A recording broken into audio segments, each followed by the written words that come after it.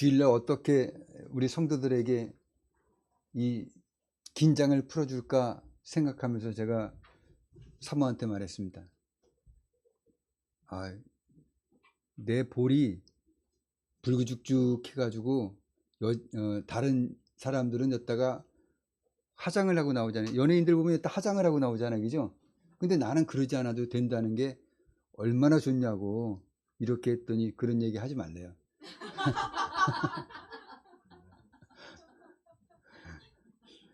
그러면서 이런 얘기 하라고 합니다. 우리가 잘 가는 그 추어탕집이 있거든요. 근데 정말 싸요. 싼 데다가 돼지고기까지 나와요. 부추도 이렇게 크게 나와요. 접시에다가. 부추에다가 이제 돼지고기를 싸서 먹는데 거기다 이제 추어탕 한 그릇이 나오는 거죠. 뚝배기로. 그러니까 아주 푸짐하게 나와요. 김치도 그냥 풍성하게 담고 나와요. 근데 그 집을 내가 왜 가겠냐면은 가서 식사를 하면 음악이 나오잖아요. 음식점에 음악 나오는 집 없어요. 근데 이 집은 음악이 나와요. 근데 그 음악이 뭔지 아십니까? 찬송가였어요. 그 찬송가가 흘러나오는 거예요. 계속 가다 보니까 어느 날 찬송가가 안 나오는 거예요. 그래서 나오다가 사모가 물어봅니다. 그 주인한테. 왜 찬송가 안 트세요? 그랬더니 그 주인이 하는 말이 이렇습니다. 사람들이 술 마시면서 술맛 안 나게 왜 찬송가를 틀었냐라고 찬송가를 낮에만 들고 저녁에는 안 튼대요. 그래서 내가 참 그런 일이 있구나. 이게 참 우리가 수익성과 신앙의 이 비례의 문제를 어떻게 해결해야 하는가 이것 때문에 참 고민이 되더라고요. 근데 우리에게 하나님께서 뭘 주셨습니까? 기도를 주셨어요. 그죠? 기도를 주셨습니다. 그래서 그분도 이제 기독교인이겠죠? 그 기독교인 되시는 분이 기도를 해서 믿는 사람들만 다 갔으면 좋겠어요. 그러면 괜찮을 텐데 어떻게 지금 하고 있는지는 잘 모르겠습니다. 좀 오래돼 가지고 요즘 잘 안 갔어요. 요즘은 노부부가 하는 데가 있는데 그 노부부가 그 버섯 칼국수를 하거든요. 샤브샤브. 근데 장사가 안 된대요. 장사가 안 된다고 어느 날 갔는데 손님이 한 분도 없는 거예요. 왜 그러냐니까 이게 지난 한 2, 3주 됐나? 그럴 때부터 그랬다더라고요. 그럼 손님이 없다고 그러더라고요. 그래서 불쌍해서 안 됐잖아요. 그분도 기독교인이거든요. 안 됐잖아요. 그래서 가서 자주 먹어야 되겠다 갔더니 저기 문을 닫았어요. 그래서 큰일 났다. 이러고 딱 봤더니 잠시 쉬겠대네. 잠시. 그래서 이제 쉬어가지고 몇 주 있다가 갔어요. 갔더니 이제 문을 여셨더라고. 근데 여전히 손님은 그렇게 많지 않아요. 그래서 이제 글로 다닙니다. 좀 비싸기는 하더라도 노후가 안 돼가지고 여러분들은 어떻습니까? 잘 되십니까? 행복하십니까? 기쁘십니까? 우리가 범사에 감사하라고 하셨잖아요. 그죠? 항상 기뻐하고, 그죠? 쉬지 말고 기도하라. 이것이 그리스도 예수 안에서 너희를 향하신 하나님의 뜻이다. 이렇게 말씀하셨습니다. 그래서 우리가 어떤 일이 있든지 간에 감사하고 기뻐하고 기도하는 그것을 멈추지 않게 된다면 항상 우리가 소망 가운데 하나님이 주시는 그 모든 은덕을 누릴 것이라고 저는 믿습니다. 자, 오늘은 로마서 8장 26절 27절의 말씀을 가지고 여러분과 함께 나눠보겠습니다. 자, 바울 사도는 믿음으로 인한 소망을 가지고 고난과 환난을 극복하고 영광에 이르도록 전진해 나간다고 그 이전에 말씀을 하셨죠.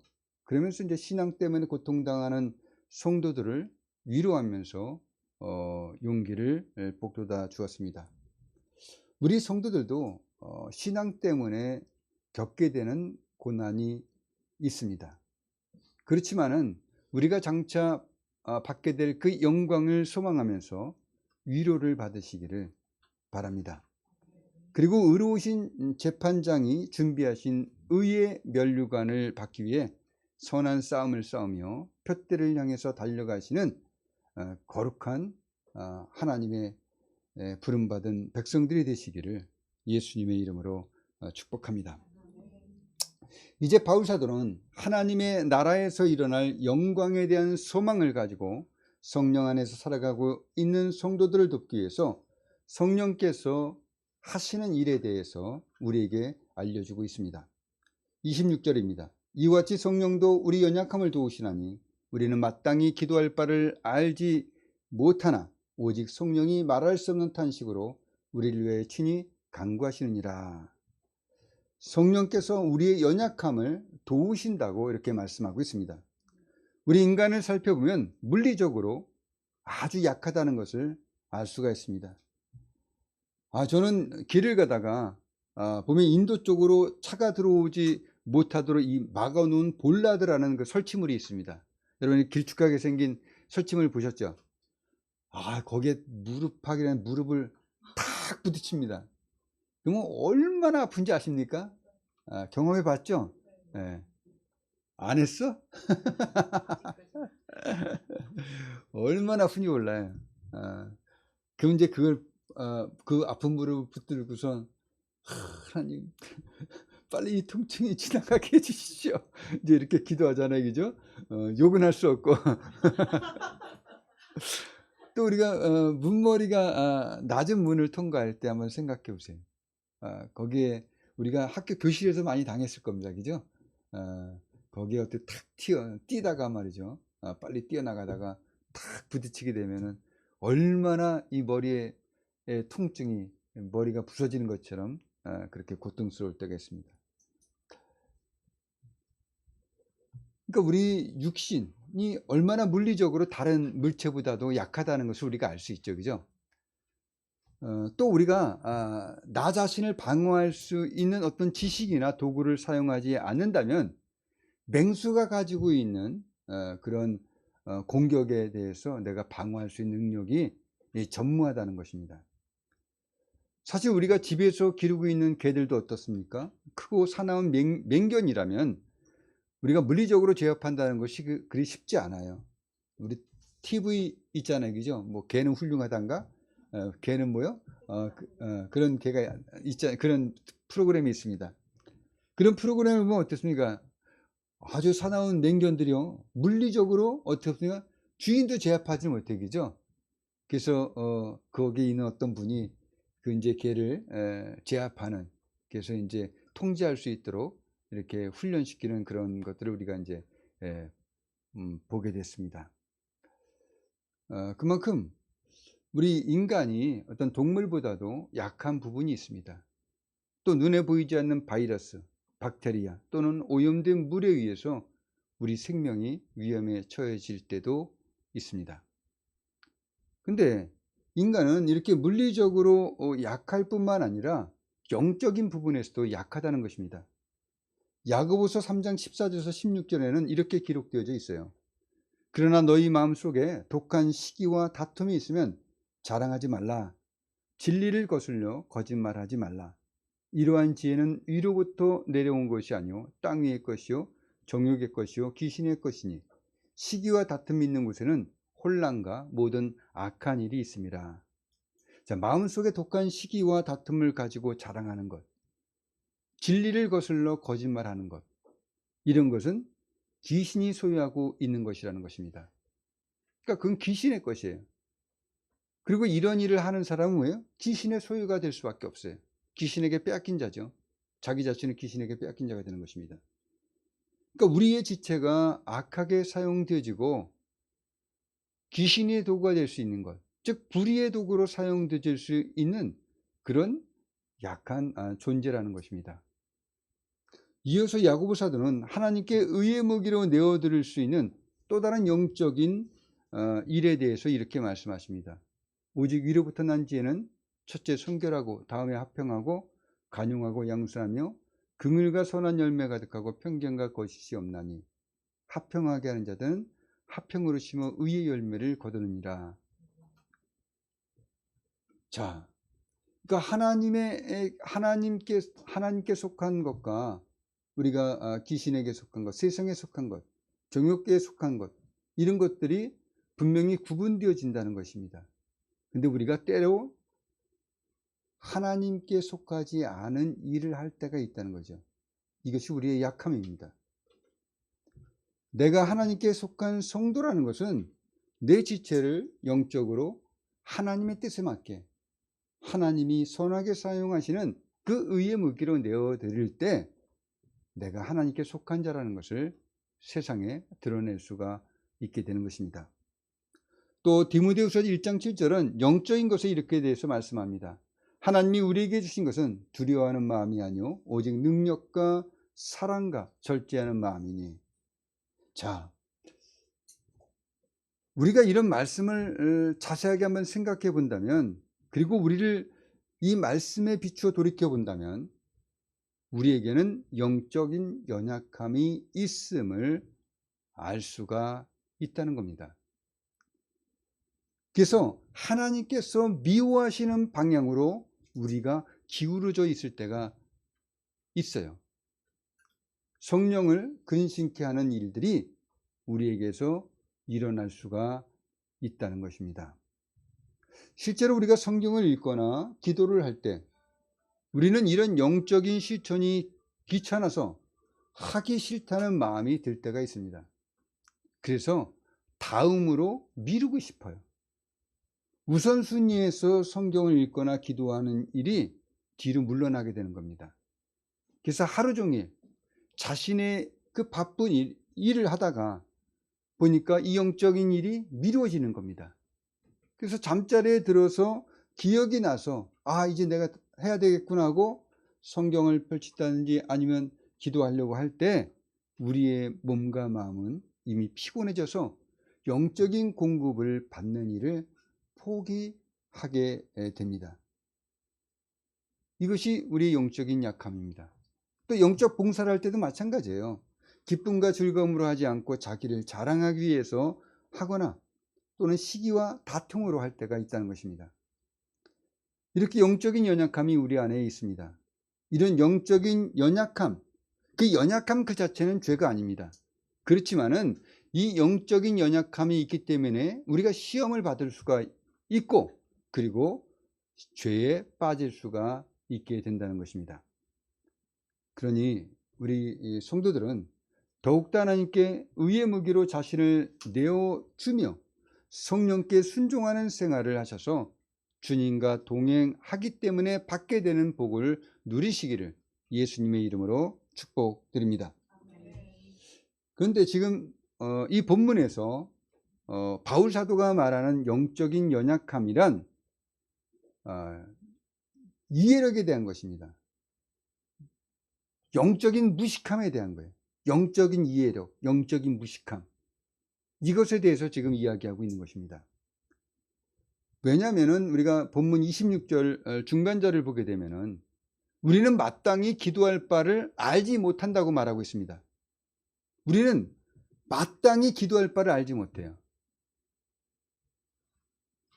그러니까 성령께서 우리의 연약함을 도와주시는데 그 도와주시는 이유가 뭐냐면 우리가 마땅히 기도할 바를 알지 못한다는 거예요. 그러니까 우리가 하나님의 뜻을 따라서 무엇을 기도할지를 모르는 지식의 연약함이 우리에게 있습니다. 또 우리가 처해 있는 상황에 대해서 우리가 이해력이 부족해요. 지금 이 상황이 어떻게 일어나고 어떻게 흘러가야 될지, 어떤 결과를 낼지, 어떻게 해결해야 될지, 이런 것들을 우린 이해할 수가 없어요. 우리 부족한 이해력 때문에. 그렇기 때문에 우리가 지금 처해 있는 이 상황에 대해서 우리의 필요를 위해 어떤 내용을 기도할지를 모르는 그런 지식적인 어려움을 우리가 갖고 있다는 것입니다. 기도 자체를 할 줄 모른다는 이야기를 하는 것이 아닙니다. 기도를 어떻게 해야 되는지, 어떤 내용으로 기도를 해야 되는지에 대해서 우리의 이해력이 부족하고, 그리고 영적인 지식이 부족한, 그러니까 무식함을 우리가 갖고 있다는 것입니다. 사실 여러분들 자신들이 처해 있는 어떤 급격한 변화를 겪고 있을 때든지 아니면 특별한 어떤 문제가 여러분들에게 발생했을 때 이런 변화가 왜 내게 일어났는지에 대한 이해력이 부족합니다. 그리고 내게 왜 이런 일이 일어났는지 부족하니까 그 문제를 어떻게 해결해야 하는지, 그 해결을 위한 최선의 그 지식과 방법에 대해서 알고 있는 것이 별로 없어요. 그래서 여러분들이 자주 사용하는 말 있지 않습니까? 하필 왜 나한테? 내가 무슨 큰 잘못이 있기에? 그러면서 어떤 마음이 듭니까? 실망감이 들어요. 크게 실망하게 되고, 그러면서 내가 이 문제를 어떻게 해결해야 될지를 몰라서 허둥대거나 혼란스러워할 때가 우리에게 있다는 것입니다. 우리가 기대한 것과 전혀 다른 상황을 맞닥뜨리게 될 때, 이런 상황을 어떻게 해결하기 위해서 하나님께 어떤 내용으로 무엇을 기도해야 되는지 정확하게 그 내용을 알고 있지 못하다는 것입니다. 그래서 기도를 하려고 해도 어떻습니까? 막막하게 느껴지는 거예요. 그래서 그냥 아무런 기도의 내용을 찾지 못하고 하나님 앞에 그냥 엎드려 있기만 할 때가 있습니다. 여러분들은 신앙 때문에 환난을 당해 보셨습니까? 여러분들이 가진 믿음으로 인해서 괴롭힘을 당해 보신 적이 있습니까? 또 여러분들이 스스로 해결할 수 없는 어떤 고통스러운 문제에 직면했을 때가 분명히 있을 겁니다. 이때 이 문제를 해결하고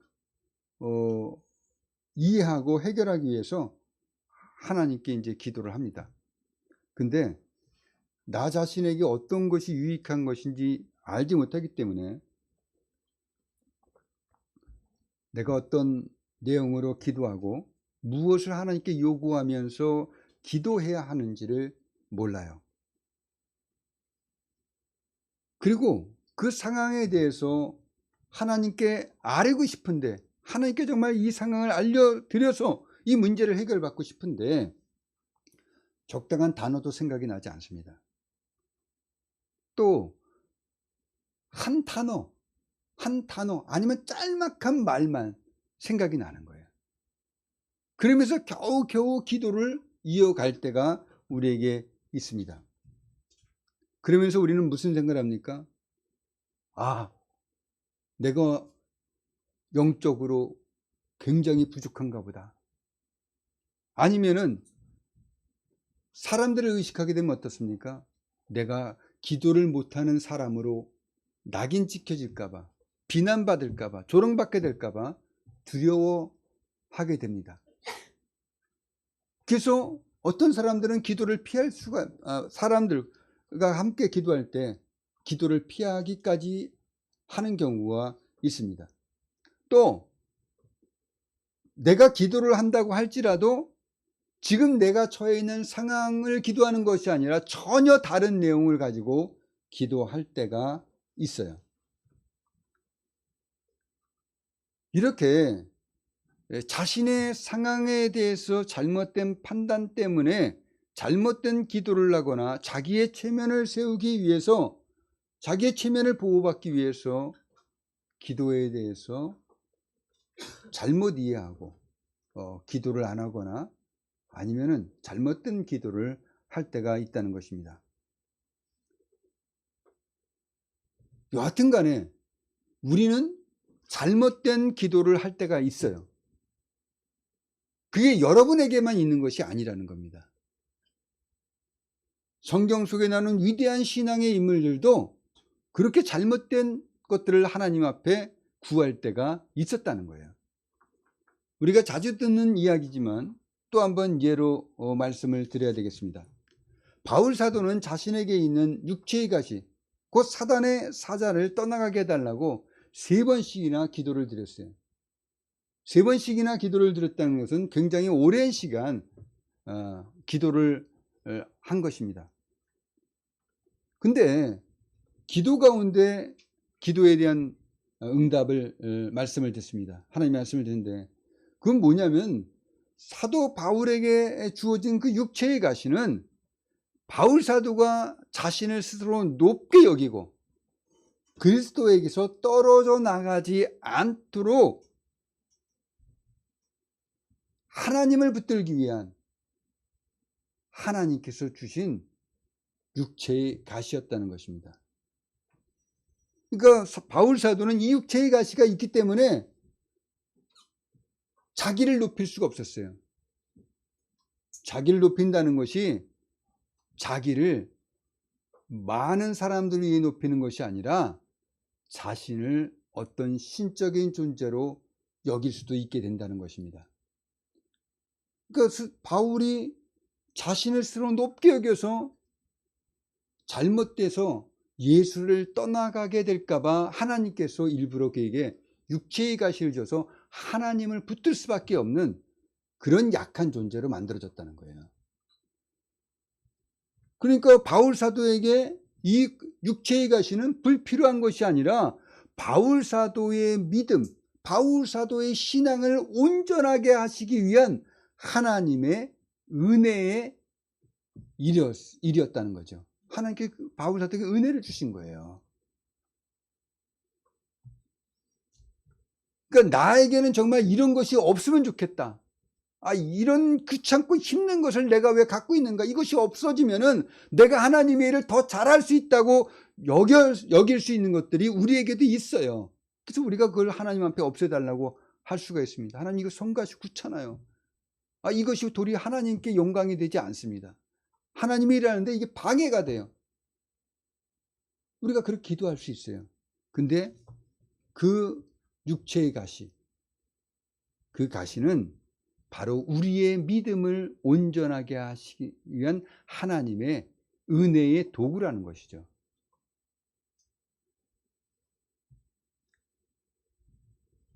그러니까 여러분들도 여러분들 안에 있는 어떤 고통스러운 것들이 있다면 여러분들을 약하게 하셔서 하나님을 붙들게 하시는, 그래서 하나님의 은혜를 받도록 만드시는 하나님의 깊은 은혜가 있음을 여러분들도 깨달아 하셔서 이런 바울 사도 같은 내가 약할 때 꼭 강함이 이루다라는 이 고백이 여러분에게서도 나타나기를, 고백되어지기를 예수님의 이름으로 축복합니다. 자, 우리가 이렇게 바울 사도의 예를 보더라도 우리 자신이 잘못된 기도를 할 수가 있다는 것입니다. 그러니까 하나님의 은혜가 무엇인지 정확히 우리가 알지 못하기 때문에 분명히 잘못된 기도를 하나님께 드릴 수 있어요. 이런 영적인 연약함, 영적인 이해력과 영적인 지식이 우리에게 부족하다는 것을 우리는 인정해야만 합니다. 그래야지 우리가 우리 자신의 어리석음을 깨닫고 우리 자신을 뒤돌아볼 수가 있어요. 왜 우리 자신을 뒤돌아봐야 된다면 우리가 얼마나 부족하고 연약하며 실수가 많고 허점투성임에도 불구하고 교만하고 자신을 자랑하고 사람들 앞에서 자신이 한 일들을 높게 보이게 하려고 하고, 그리고 하나님의 체면보다, 즉 하나님의 영광보다 자신의 체면, 자신의 자랑을 더 중요하게 여기는 그런 불신앙이 있음을, 내게 있었다는 것을 깨달아서 부끄러워할 줄 알아야 된다는 것입니다. 또 내가 무엇을 구해야 되는지 그 내용도 알지 못하고 기도에 왔음에도 불구하고 하나님의 은혜가 나에게 있었기 때문에 지금까지 이렇게 은혜롭게 살고 있다는 것을 우리가 알 수가 있게 됩니다. 그래서 하나님의 은혜에 감사하며 나의 부족함에도 주님의 도우심이 있었다는 것을 감사하고 주님께 영광을 돌릴 수 있는 그런 믿음의 사람으로 우리가 세워질 수가 있게 되는 겁니다.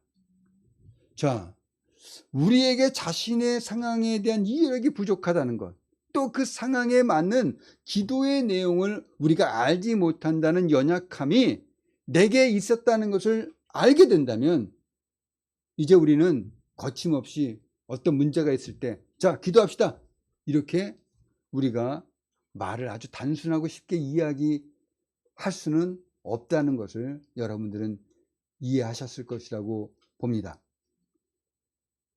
그렇다면 우리가 어떻게 해야 되냐? 우리는 하나님 앞에 정직해질 필요가 있어요. 하나님을 의지할 필요가 있는 것입니다.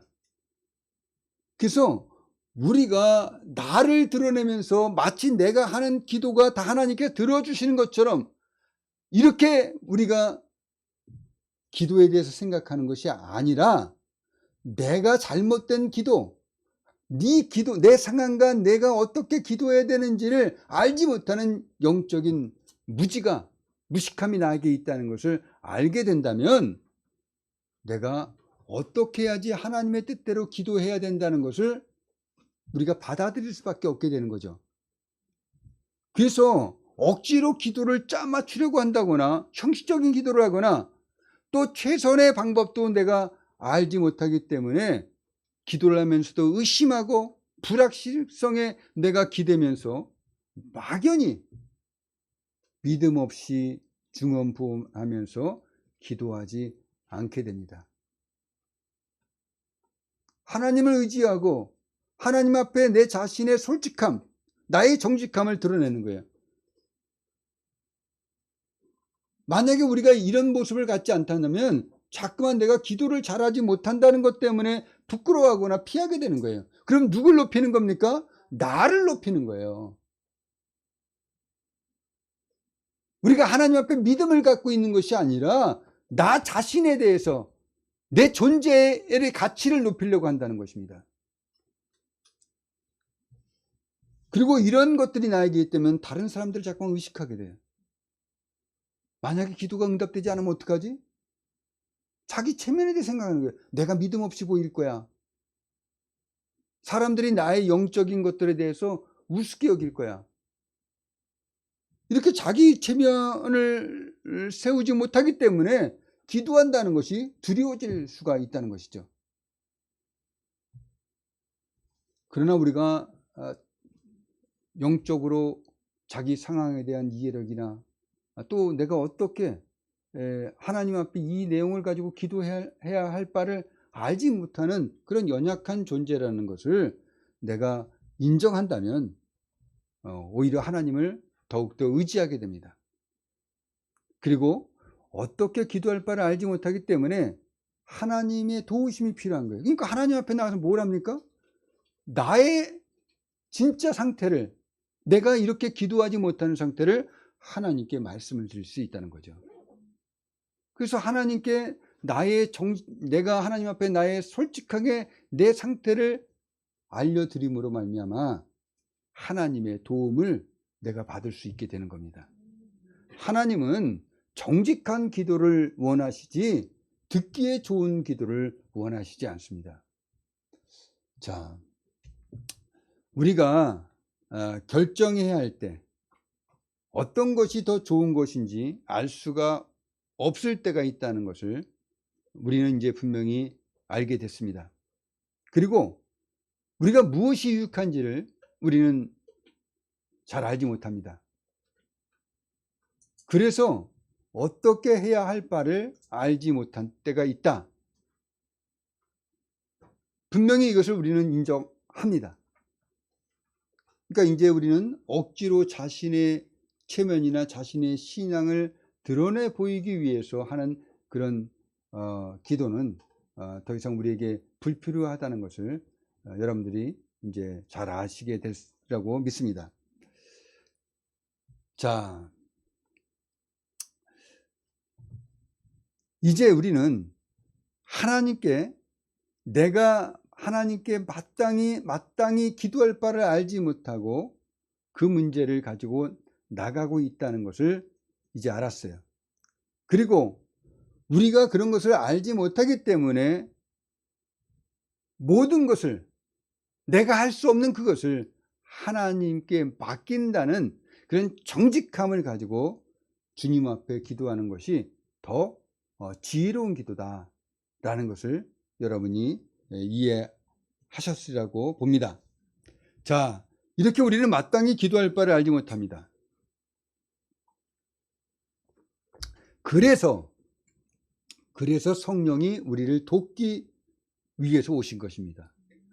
오직 성령이 말할 수 없는 탄식으로 우리를 위하여 친히 간구하시고 계신다는 것입니다. 성령께서는 우리를 위해 친히 기도하십니다. 성령님은 우리의 연약함을 돕고 계셔요. 우리가 고통 가운데 있을 때, 우리가 어떻게 기도해야 할 바를 알지 못해서 힘들어할 때 성령께서는 그런 우리를 위해서 우리에게 오셔서 우리가 무엇을 어떻게 기도해야 하는지를 알려주십니다. 우리가 무엇을 취해야 최선의 것이 될 수 있는지를 아시는 분은 누구십니까? 성령님이세요. 그러니까 성령님께서 기도할 바를 몰라 쩔쩔매고 있는 여러분들에게 오셔서 어떻게 기도해야 할지를 가르쳐 주시고 인도해 주신다는 것입니다. 어떻게 하십니까? 나는 여전히 기도하지 못하고 낑낑매고 있는데, 그게 바로 성령께서 도우시는 기도예요. 내가 신음하며 하나님 앞에 어떻게 기도할지 모르면서 신음하며 내가 탄식한다는 거, 이것이 바로 성령의 돕는 기도라는 것입니다. 내가 1시간, 2시간, 3시간 아무 말도 못하고 주님 앞에 머리만 조아리며 주님을 붙들고 있을 때, 그게 바로 성령님께서 도우시는 기도라는 겁니다. 그러면서 하나하나씩 어떤 생각들을 불어넣어 주십니다. 어떤 개념들을 알려주셔요. 그리고 암시합니다. 그러면서 왜 이런 것들이 나에게 왔는가 내 안에서 떠올려지고, 그리고 그것이 어떻게 해야지 하나님께서 원하시는 방향으로 가고 있게 될 수 있는지, 그 문제에 대해서 암시가 되어집니다. 그리고 그런 것들이 점점 풀려지면서 하나님께 한 단어 한 단어, 한 문장 한 문장, 그리고 띄엄띄엄 기도하게 됩니다. 그러면서 나중에 어떻게 됩니까? 우리가 힘있게, 아니면 간구하면서 주님 앞에 기도하는 자신을 발견할 때가 있게 된다는 것입니다. 이게 바로 성령께서 도와주시는 기도예요. 성령의 도우심이 있기 때문에 우리가 신음하는 것이고, 성령의 도우심이 있기 때문에 우리가 탄식하는 표현이 우리에게서 나타날 수 있는 것입니다. 그리고 성령의 도우심이 있기 때문에 우리가 그렇게 오랜 시간 하나님을 붙들며 야곱과 같이 씨름하고 있는 거예요. 그러다 보면 기도의 내용이 떠오르고 기도의 개념이 잡히게 되고, 왜 이런 고통이 왔는지, 그리고 어떻게 되어가는지, 그리고 내가 무엇을 기도해야 되는지에 대해서 암시가 떠오르고 간구할 수가 있게 된다는 것입니다. 나와 하나님 사이에 성령께서 기도를 돕고 계시고 있기 때문에 우리는 기도할 수가 있는 거예요. 기도는 하나님을 믿지 않는 사람이 기도할 수 있습니까? 없습니다. 기도는 하나님을 믿는 사람만이 기도를 하는 거예요. 기도는 하나님께서 성도들에게 주신 특권입니다. 그건 하나님을 믿는 사람만이 할 수 있는 것이지, 하나님을 믿지 않는 사람들은 기도할 수 없습니다.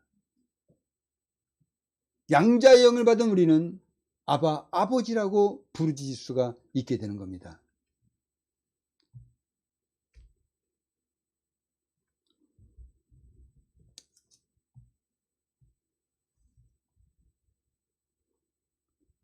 자, 그러면 이런 기도에 어떤 결과가 있게 되느냐는 겁니다. 27절입니다. 마음을 살피시는 이가 성령의 생각을 아시나니 이는 성령이 하나님의 뜻대로 성도를 위해 간구하십니다. 우리 속담에 10길 물속은 알아도 한 길 사람 속은 모른다는 그런 속담이 있습니다. 이것을 성경 잠언서에는 이렇게 말하고 있습니다.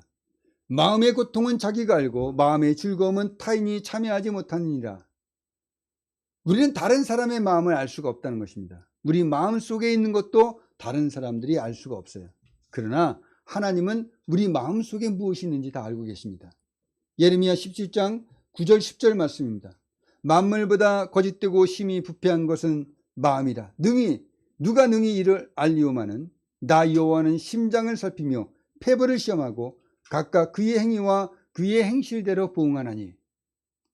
하나님은 우리의 마음을 아시기 때문에 고통 속에서 우리가 어떻게 기도할지를 모르고 있다는 것을 하나님은 아세요. 우리가 얼마나 심각한 일을 당했는지를 아시며 우리의 신음과 탄식의 의미를 하나님은 이해하고 계신다는 겁니다. 우리가 말을 못할지라도, 우리가 띄엄띄엄 우리가 한 단어를 이야기할지라도 하나님은 우리의 마음을 아시기 때문에 정확하게 우리에게 어떤 일이 일어났는지를 아십니다.